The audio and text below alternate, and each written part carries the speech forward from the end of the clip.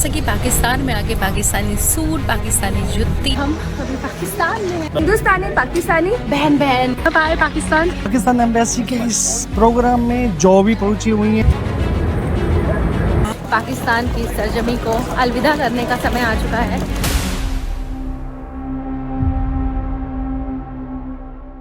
दोस्तों, ये जो सोशल मीडिया इन्फ्लुएंसर्स होते हैं, चाहे यूट्यूब का हो या इंस्टाग्राम का हो या फिर फेसबुक का हो, इनको एक स्पॉन्सरशिप मिलती है। ये तो एक कॉमन बात है। लेकिन अगर स्पॉन्सरशिप स्पॉन्सर्ड बाय पाकिस्तान मिल जाए तो पूरी दुनिया का ध्यान इस पर जाता है। लग्जरी लाइफ, पैसा कमाने का लालच हर इंसान में होता है और होना भी चाहिए, कोई गलत बात नहीं है। लेकिन उसके लिए कुछ भी काम कर देना, ये सरासर गलत होता है। आज हम बात करेंगे एक ऐसे ही इन्फ्लुएंसर की जिसने स्पाई ऑफ पाकिस्तान के रूप में काम किया भारत के खिलाफ। आज हम बात करेंगे the case of Jyoti Malhotra, spy of Pakistan, agent of ISI in India.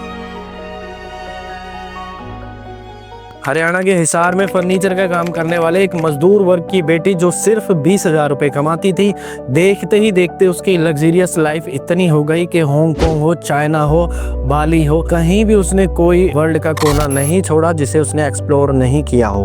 Luxury life उसने ऐसी कर दी कि जैसे कोई करोड़ों रुपए कमाने वाला सेलिब्रिटी जीता है। 13 साल की उम्र में जब ज्योति मल्होत्रा के माता पिता का तलाक हुआ तो कोर्ट की तरफ से उसके पिता को ज्योति की जिम्मेवारी हैंड ओवर की गई और जभी से ज्योति ने अपनी स्कूली पढ़ाई पूरा करने के बाद हिसार के एक FC नाम के कॉलेज से अपनी MBA की पढ़ाई पूरी की। ज्योति की फाइनेंशियल कंडीशन ज्यादा ठीक नहीं रहती थी क्योंकि उसके पिता एक मजदूर वर्ग से आते थे, डेली बेस कमाने वाले थे, तो इसलिए उसकी फाइनेंशियल कंडीशन कभी ठीक नहीं रहती थी।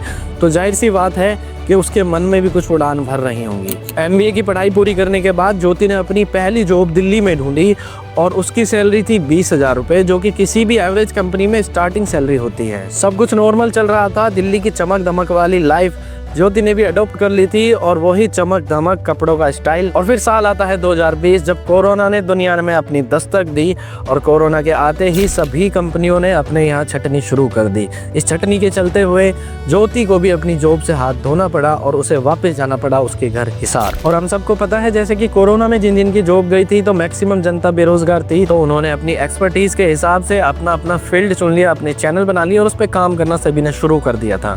ऐसे ही कुछ ज्योति ने भी किया। ज्योति ने भी अपना एक ट्रैवल विद जो के नाम से चैनल बनाया और उस पे उसने जैसे ही उसे कोरोना के बाद मौका मिलता वो उसके लिए ट्रैवल व्लॉग्स बनाती, वीडियोस बनाती। शुरू में इसने मनाली यानी कि इंडिया के अंदर की वीडियो बनाना शुरू की थी। ये सब चल रहा था और 2024 आते आते इसके कुछ कॉन्टेक्ट्स ऐसे लोगों से हो जाते हैं जो इसको बिना किसी अप्रोच के या बिना किसी ज़्यादा खर्चे के 1 महीने का वीज़ा पाकिस्तान के लिए, 1 महीने के वीज़ा चाइना के लिए उपलब्ध करा देते हैं। और जब ये कहीं जाती थी तो फुल ऐश के साथ जर्नी, लग्जरी लाइफ। कहने का मतलब जब अब इसका केस खुला है तो जब इसको स्टडी किया जा रहा है तो समझ आ रहा है कि कोई इतनी जल्दी कैसे उड़ान बिना शॉर्टकट के लगा सकता है। और फिर तारीख आती है 23 मार्च 2024।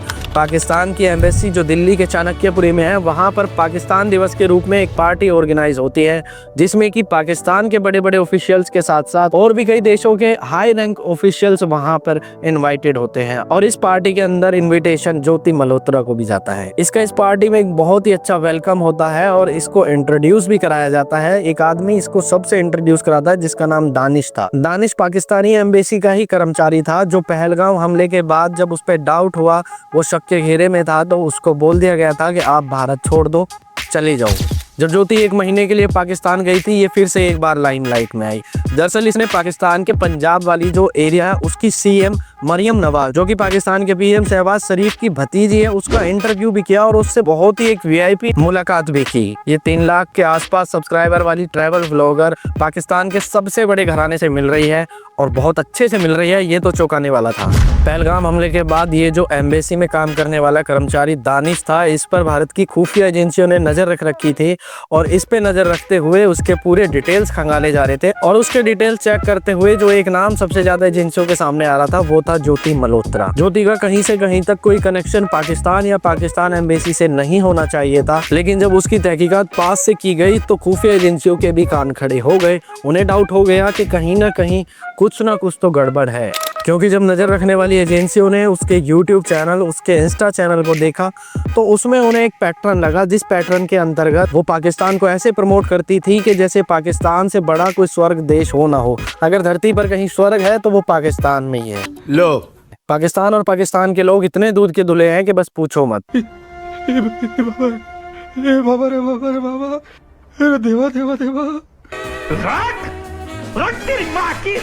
पाकिस्तान एम्बेसी में दानिश से मिलने के बाद दानिश इसकी अलग अलग लोगों से जान पहचान कराता है, और दानिश जिनसे जान पहचान कराता है उनमें सबसे एक मेन नाम आता है अली अहवान का। अली अहवान वो मेन बंदा था जो जब कभी ये पाकिस्तान या चाइना कहीं भी दुश्मन देश जाती थी तो ये हमेशा वहाँ उसकी सेवा पानी पूरी आओ भगत, पाकिस्तान के अंदर बड़े बड़े लोगों से मीटिंग फिक्स कराना।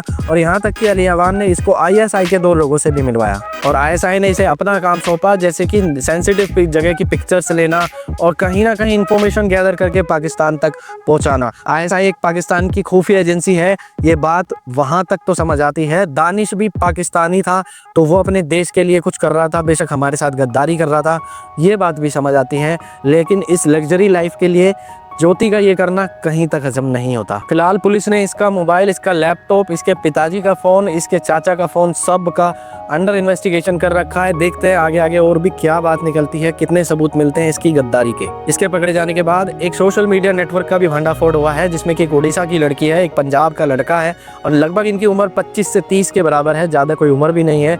इनका काम है सिर्फ पाकिस्तान का गाना गाना और पाकिस्तान को फेम करना। ये बिलियनर्स जैसी लग्जरी लाइफ, पैसा, स्टाइल, चमक धमक सबको चाहिए। एक तरफ तो ये लोग देश के लिए मर मिटने को तैयार हैं, दूसरी तरफ इस जैसे गद्दार देशद्रोही भी मिलते हैं हमारे देश में। इस बारे में आप क्या कमेंट करना चाहते हैं, कमेंट जरूर करें। चैनल पे नए आए हैं तो चैनल को सब्सक्राइब जरूर कर दें, वीडियो को एक लाइक कर दें। फिर मिलते हैं एक और वीडियो के साथ, तब तक के लिए जय हिंद, वंदे मातरम।